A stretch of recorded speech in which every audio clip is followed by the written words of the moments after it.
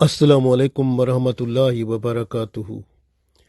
اللہ تعالیٰ قرآن پاک میں ارشاد فرماتا ہے سورہ نساء کی پہلی آیت میں، اعوذ باللہ من الشیطان الرجیم، بسم اللہ الرحمن الرحیم، یا ایہا الناس اتقوا ربکم الذی خلقکم من نفس واحدۃ وخلق منها زوجہا وبث منہما رجالا کثیرا ونساء۔ اللہ تعالیٰ نے ارشاد فرمایا، یا ایہا الناس، اے لوگو، اتقوا ربکم، اللہ سے ڈرو جو تمہارا رب ہے،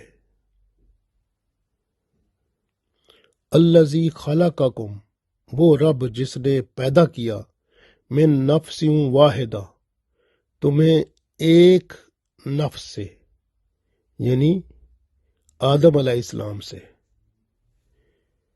وخلق منہا زوجہا، اور پھر آدم علیہ السلام سے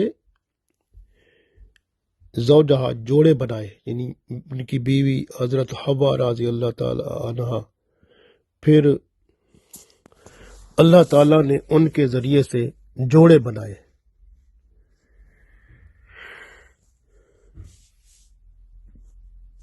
وَبَثَّ مِنْهُمَا رِجَالًا كَثِيرًا وَنِسَاءً، اور پھر اللہ تعالیٰ نے بہت سارے مرد اور عورتوں کو پھیلا دیا۔ غور کریں، اللہ تعالیٰ نے اس آیت میں ارشاد فرما دیا کہ یا ایھا الناس اتقوا ربکم الذی خلقکم من نفس واحدۃ وخلق منها زوجہا وبث منہما رجالا کثیرا ونساء،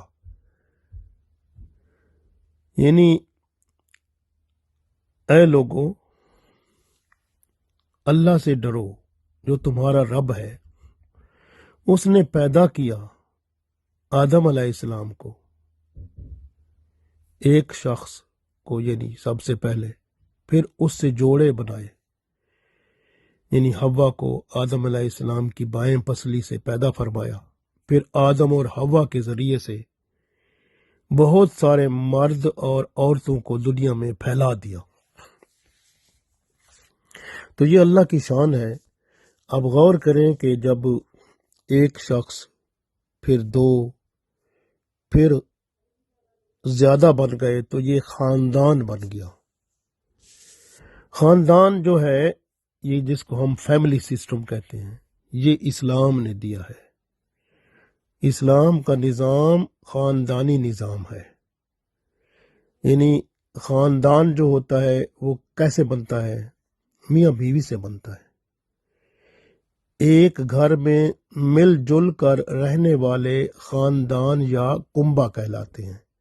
اس میں میاں بیوی، بچے بچیاں سب شامل ہیں۔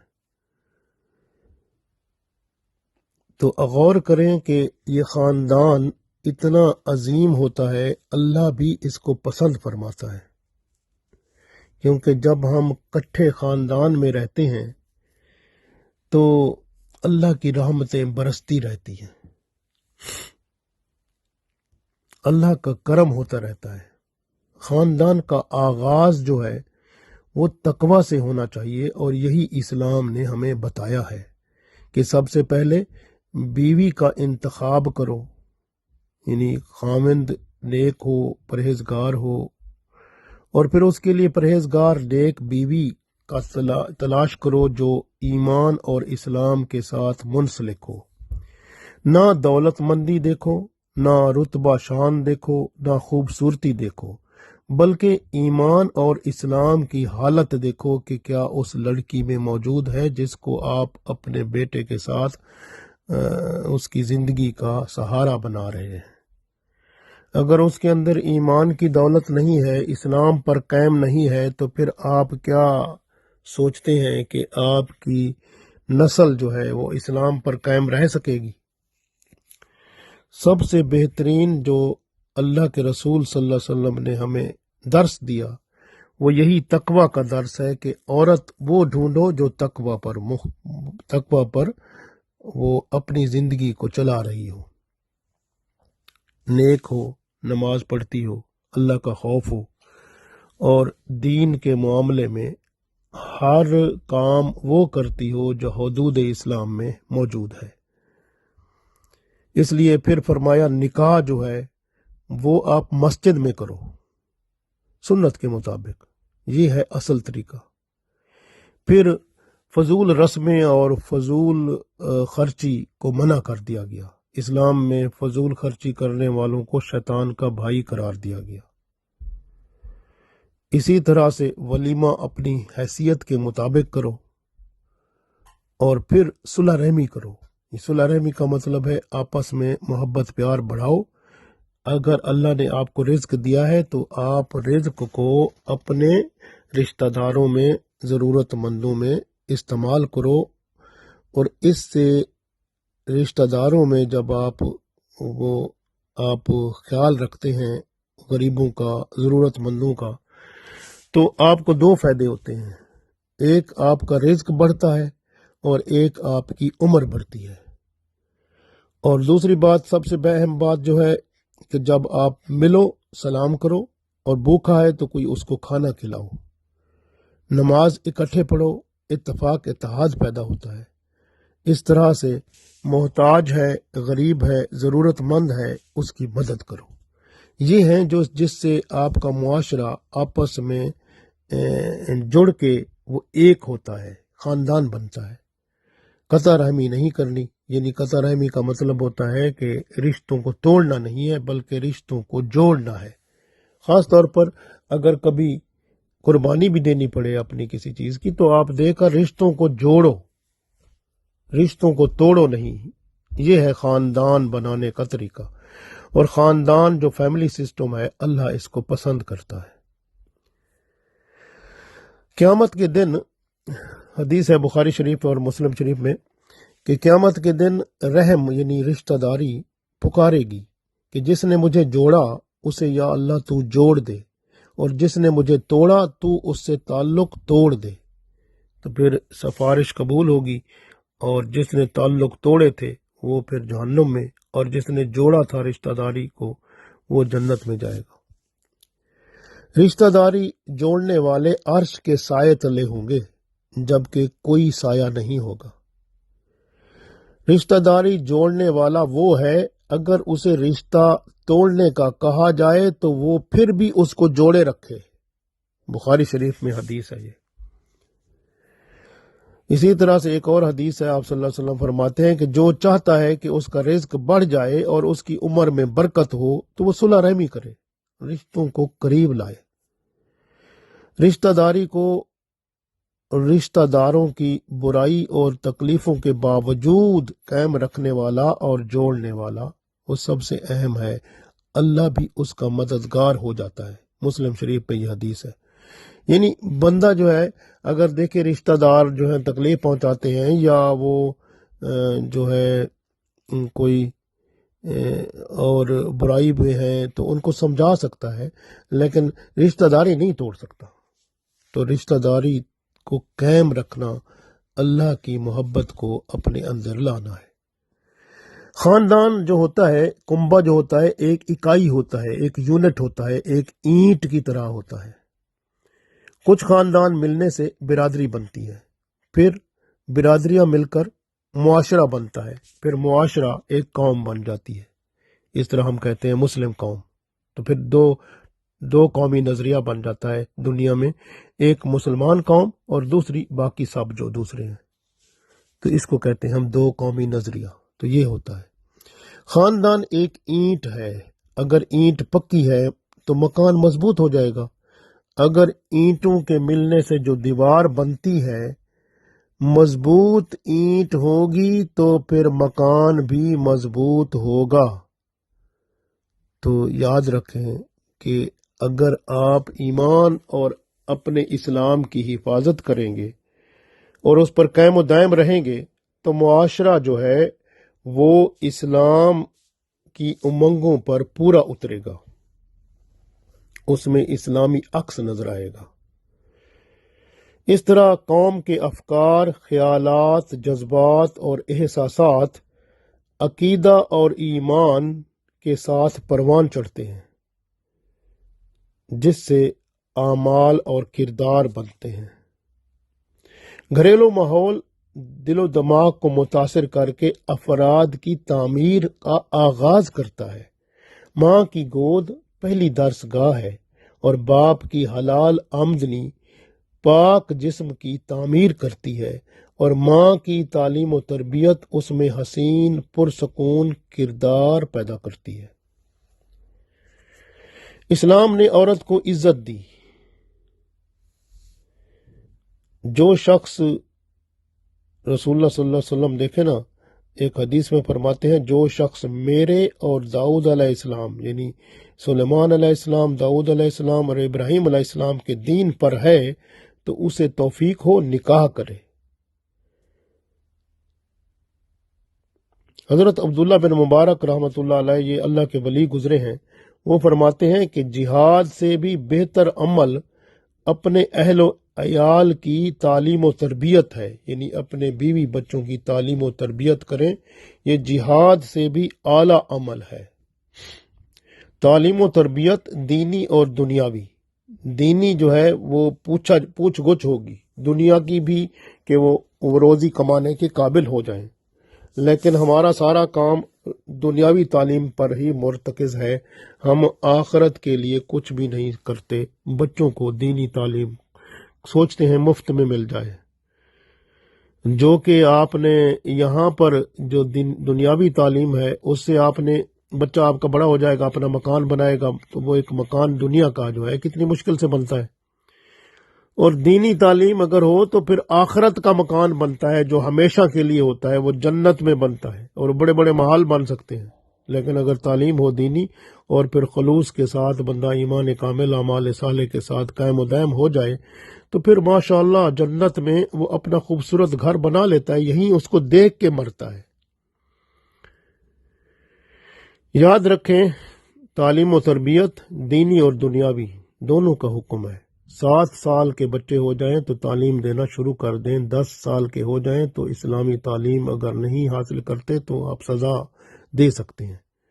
گھر میں دینی ماحول کو قائم و دائم فرمائیں اور ایمان اور اعمال اور اخلاق اور کردار کا مرکز اپنے گھر کو بنائیں اور اپنے کردار کو بنائیں، تاکہ بچے دیکھیں تو وہ اسی طرح کا وہ اخلاق، کردار، اعمال بنانے والے بن جائیں۔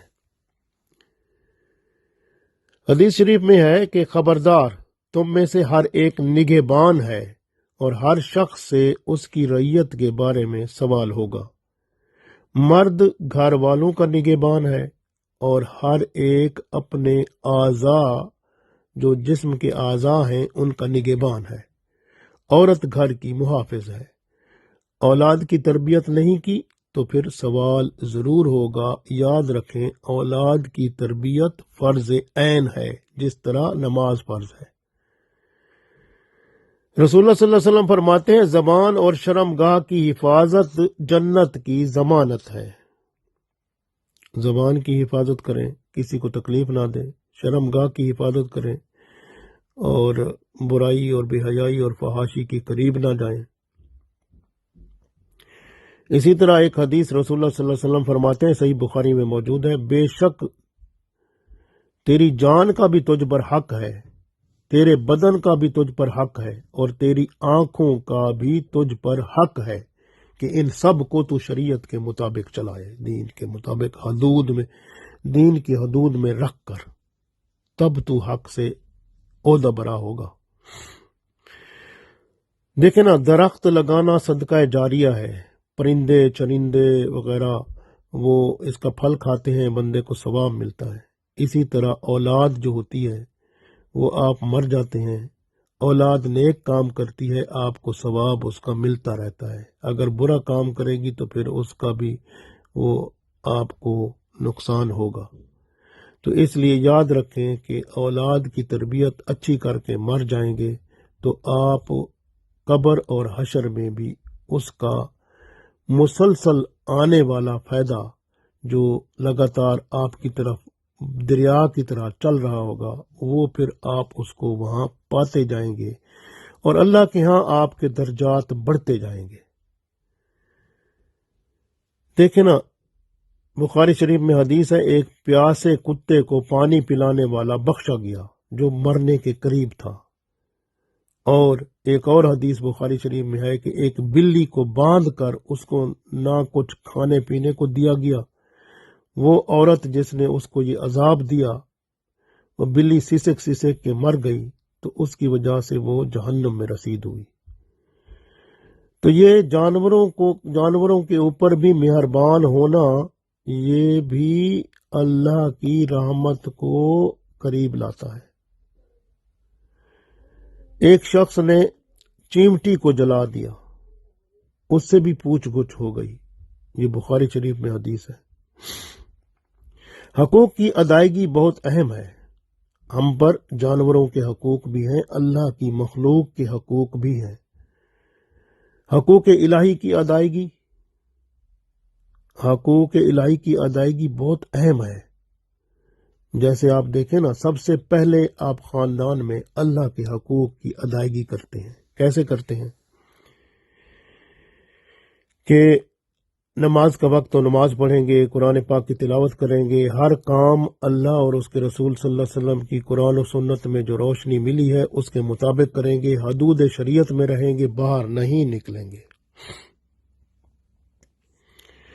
ایک بندہ کہتا ہے نہیں جی میں تو صدر بن گیا، وزیر اعظم بن گیا، میں تو بڑا وہ عہدہ مجھے مل گیا، تو میں تو مخلوق کی خدمت کرتا تھا، بس میں تو اسی کو عبادت سمجھتا تھا، میں نماز بھی نہیں پڑھ سکا، باقی کام نہیں کر سکا اللہ کی طرف۔ تو حقوق اللہ تو آپ نے حقوق العباد تو ادا کیے، لیکن حقوق اللہ آپ نے ادا نہیں کیے۔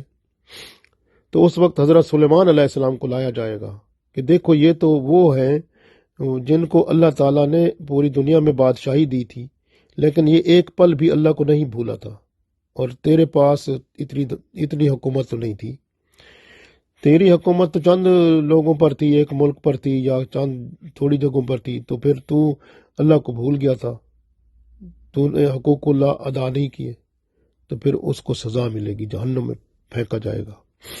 اسی طرح بندہ آئے گا، وہ کہے گا یا اللہ میں تو بیمار تھا، میں تو کچھ بھی نہیں کر سکتا تھا، میں تو اٹھ چل بھی نہیں سکتا تھا صحیح طرح سے، تو لیکن میں نماز کیسے پڑھتا، میں تیرے حقوق کیسے ادا کرتا؟ تو پھر اللہ تعالیٰ حضرت ایوب علیہ السلام کو لائیں گے، فرمائیں گے دیکھو یہ بندہ وہ ہے جس کے جسم میں کیڑے تک پڑ گئے تھے، اور جس کو اتنا زیادہ تکلیف اور بیماری ہوئی کہ لوگوں نے اس کو اپنے علاقے سے باہر نکال دیا، اور یہ بندہ مجھے ایک پل بھی نہیں بھولا تھا۔ اس نے دعا کی تھی کہ یا اللہ میری زبان کو سلامت رکھنا، تاکہ یہ تیرا ذکر تو کرتی رہے۔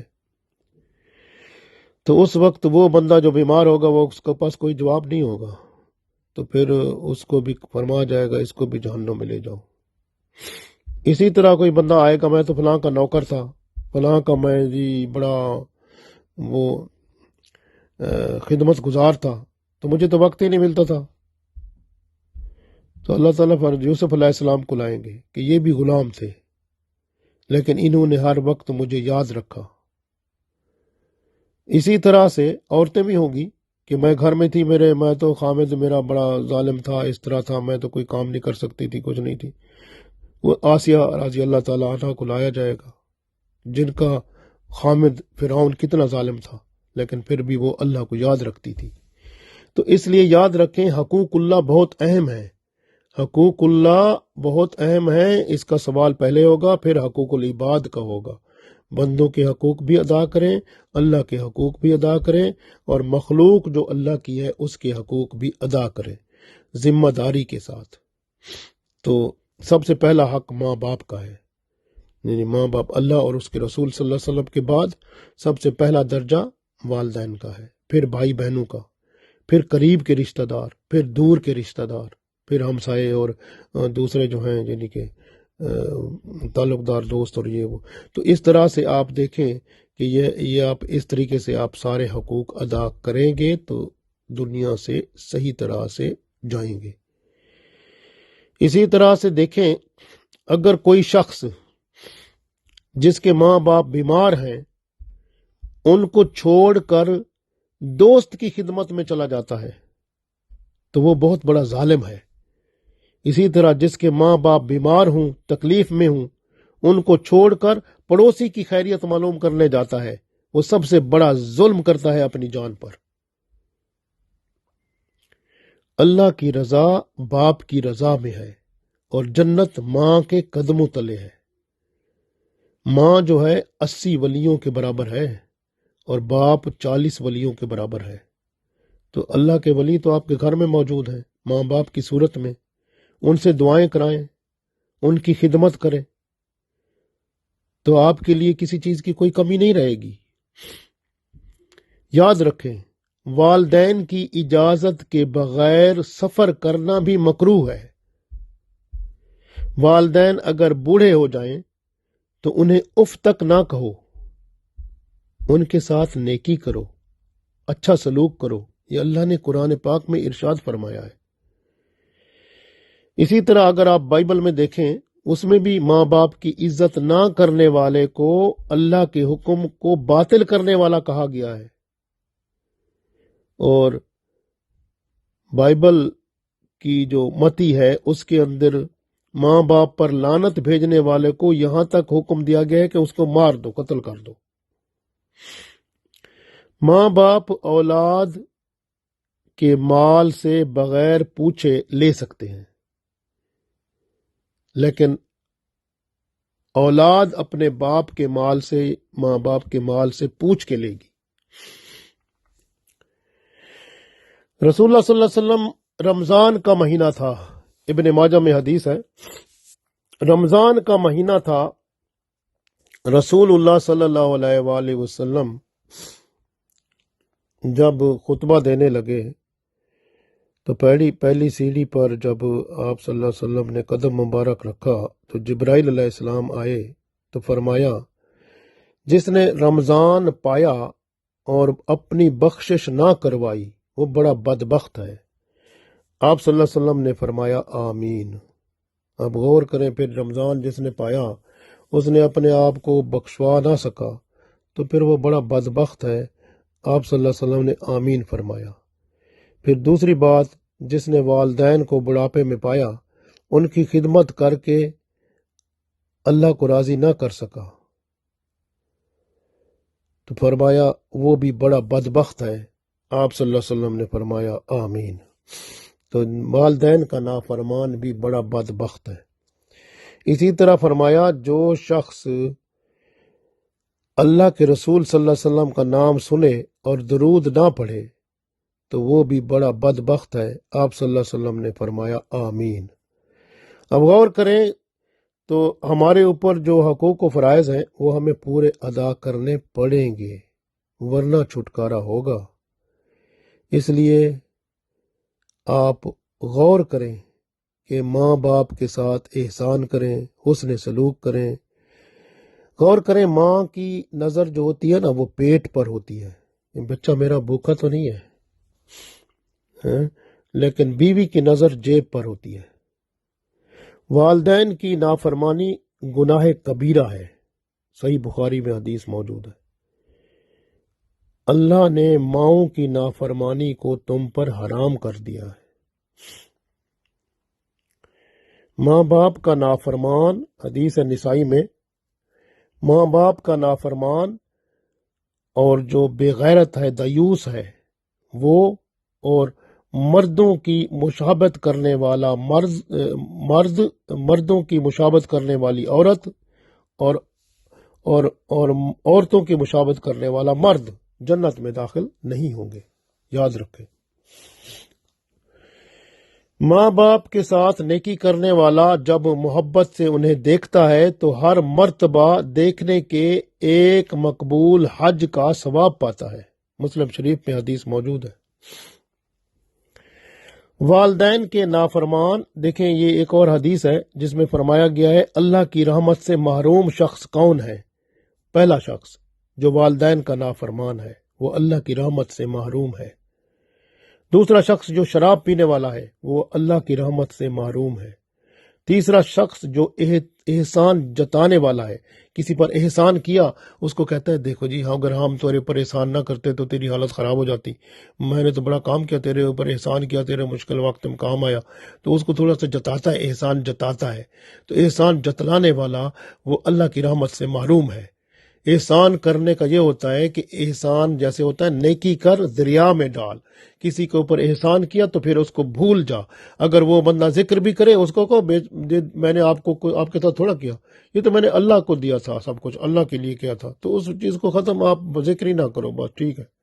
اس طرح سے اگر آپ وہ خوش ہوتے ہیں، وہ ذکر کرتا ہے، تو پھر آپ جو ہے نا آپ احسان وہ جتلانے والے ہیں، یعنی احسان کو وہ آپ دوسرے لوگ جو ہیں جن کے اوپر آپ احسان کرتے ہیں، وہ آپ اندر سے سوچتے ہیں کہ وہ میری تعریف کرے۔ شرم آنی چاہیے آپ کو اس بات پہ، کیونکہ جو ہے آپ کی تعریف نہیں ہونی چاہیے، تعریف اللہ کی ہونی چاہیے، کیونکہ جس بندے نے یہ خیال بھی رکھا اپنے اندر کہ احسان کر کے کسی پر وہ میری تعریف کرے، تو وہ اس کی نیکی ختم ہو گئی۔ قرآن پاک میں دیکھیں آپ، سورہ آل عمران میں اللہ تعالیٰ نے کھل کے فرمایا ہے۔ تو اس وجہ سے یاد رکھیں کہ ہمیشہ احسان کر کے بھول جائیں، اس کو یاد ہی اگر وہ یاد کرے تو آپ اس کو کہیں اس کو بھول جاؤ، یہ میں نے جو کچھ کیا تھا اللہ کے لیے کیا تھا۔ یاد رکھیں ایک حدیث ہے جس میں آپ صلی اللہ علیہ وسلم نے فرمایا کہ ماں باپ کو گالی دینے والا جو ہوتا ہے اس پر اللہ کی لعنت برستی ہے۔ نماز کو سیکھو، بچوں کو سکھاؤ، اور بچے نماز پڑھیں گے، آپ کو اس کا اجر ملے گا چاہے آپ مر بھی جائیں گے۔ یاد رکھیں 3 دعائیں ضرور قبول ہوتی ہیں: مظلوم کی دعا، مسافر کی دعا، اور والدین کی دعا بیٹے کے لیے۔ ترمذی شریف میں یہ حدیث موجود ہے۔ تو اس لیے جب بھی آپ کو پرابلم ہوتا ہے، مسئلہ ہوتا ہے، آپ کا باپ دعا کرے گا تو آپ کی دعا قبول ہو جائے گی، تو آپ کے اوپر اللہ کی رحمت ہو جائے گی۔ والدین کے رشتہ داروں کے ساتھ حسن سلوک کا حکم ہے، والدین کے دوستوں کے ساتھ بھی حسن سلوک کا حکم ہے، ان والدین کے دوستوں کے ساتھ بھی حسن سلوک کرو۔ حقوق ذمہ داری کے ساتھ ادا کرو، چاہے وہ حقوق اللہ ہوں یا حقوق العباد ہوں۔ یاد رکھیں ادب، احترام، ہمدردی، احساس ذمہ داری اور احساس احتساب اور دلی طور پر خیر خواہی رکھنا دوسروں کی، یہ چیزیں ہیں جو آپ کے لیے جنت میں لے جانے کا سبب ہے۔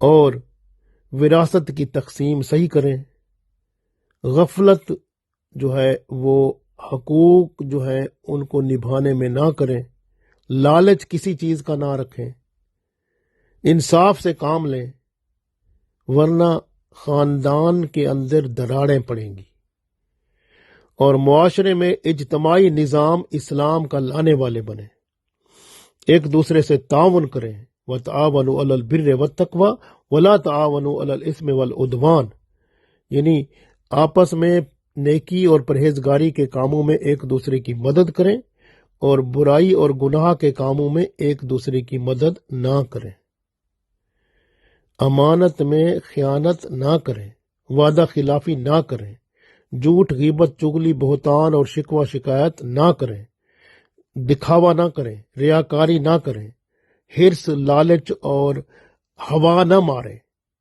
شو بازی نہ کریں، کینہ، بغض، حسد، نفرت اپنے اندر نہ رکھیں، دگلا پن، منافقت نہ دکھائیں، بدگمانی نہ کریں، کسی کے بارے میں بدگمانی اندر خیال پیدا کرنا وہ ایسا ہے، ہر بندے کے بارے میں اچھا خیال رکھیں، چوری، ڈاکہ اور حدود سے تجاوز نہ کریں۔ اسی طرح سے تجارت اور لین دین کے معاملے میں آپ بالکل خیال کریں، کیونکہ آپ نے ہر چیز کا حساب دینا ہے۔ اسی طرح سے اگر کسی کے ساتھ صلح کریں یا معاہدہ کریں تو اس معاہدے کی پاسداری کریں۔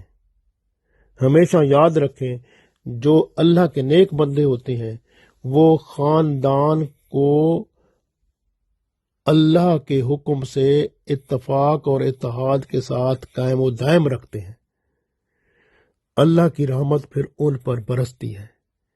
ایسی چیزیں جو خاندان کو توڑنے والی ہیں ان کو آپ سمجھیں ضرور، لیکن ان پر عمل نہ کریں۔ عمل ان باتوں پر کریں جو خاندان کو جوڑنے والی ہیں، تو انشاءاللہ پھر اللہ آپ کے ساتھ رشتہ جوڑ لے گا، اور پھر اللہ کی رحمت سے آپ جنت میں بھی ہوں گے، اور اللہ کے رسول صلی اللہ علیہ وسلم آپ پر مہربان ہوں گے۔ دنیا بھی بہتر ہو جائے گی، آخرت بھی بہتر۔ اللہ تعالی ہماری دنیا اور آخرت کو بہتر بنائے، آمین۔